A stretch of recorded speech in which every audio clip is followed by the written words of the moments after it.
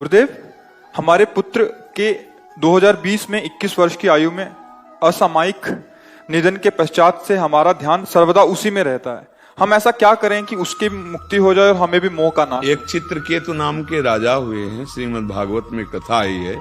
श्री देवर्षि नारद जी और अंगिरा जी बहुत उनको प्यार करते थे।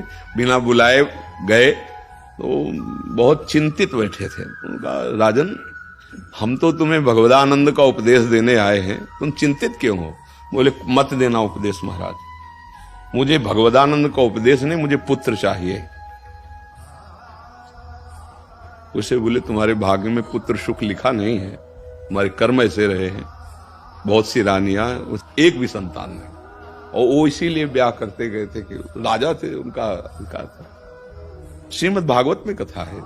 तो वो जब देखा बहुत हट कर रहे तो उन्होंने कहा, पुत्र होगा पर हर्ष और शोक दोनों प्रदान करने वाला होगा। अब उनको ये शब्द याद नहीं, दिखाई नहीं दिया, उन ज्ञान तो अपहृत है मोह के कारण।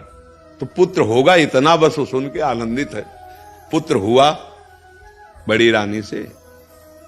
अब राजा का हर ध्यान, हर वृत्ति वही पुत्र में, क्योंकि मोहाविष्ट। तो जहां राज दरबार से खाली होते सीधे उसी महल को जाते और रानियों की तरफ देखना भी नहीं। उन्होंने आपस में विचार किया कि बहन, ये तो बहुत है हमारे दुर्भाग्य हो गए। एक तो संतान ही नहीं हुई, और दूसरी बात, जब से उसके संतान बड़ी के हुई तो बोलना, हंसना, खेलना तो बाजा ने देखते भी नहीं। बोले, पुत्र ही है हम सबका दुश्मन। तो धाय माँ जो थी ना, उसको अनुकूल किया और बहुत ही हलाहल जहर चटा दो जाके दूध के साथ।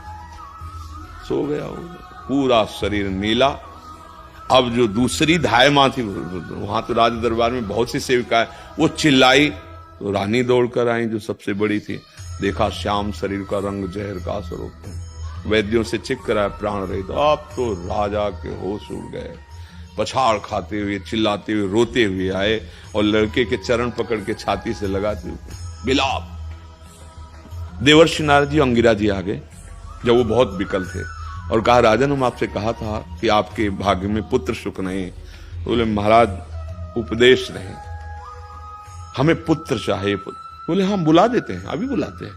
सामर्थ्यशाली धर्मराज को आदेश किया कि थोड़ी देर के लिए इस जीवात्मा को अपने कैद से छोड़िए, यमपास से मुक्त कीजिए।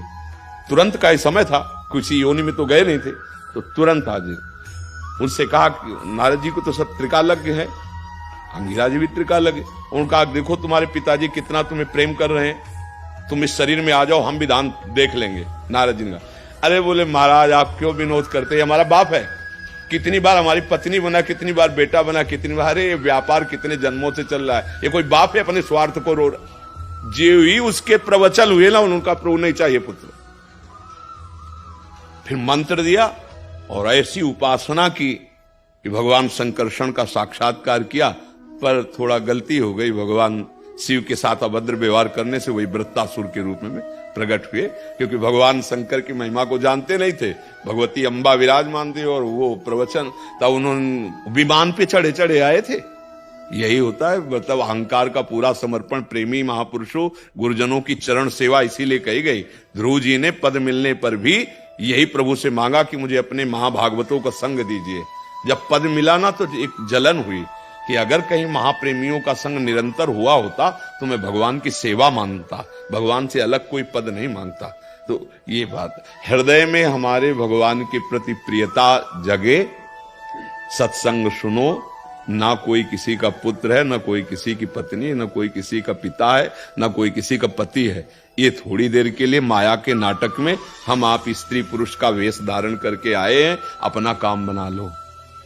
अगर चित्त वृत्ति मोहाविष्ट रहेगी तो जिस भगवत प्राप्ति के लिए भरत जी महाराज अपने राज्य, अपनी राजरानियों का त्याग करके आए, वही ममता थोड़ी सी हिरन में हो गई तो अगला जन्म हिरन का हो गया। हमारी तुम्हारी क्या दुर्दशा होगी जो ममता का जाल फैला हुआ है। इसलिए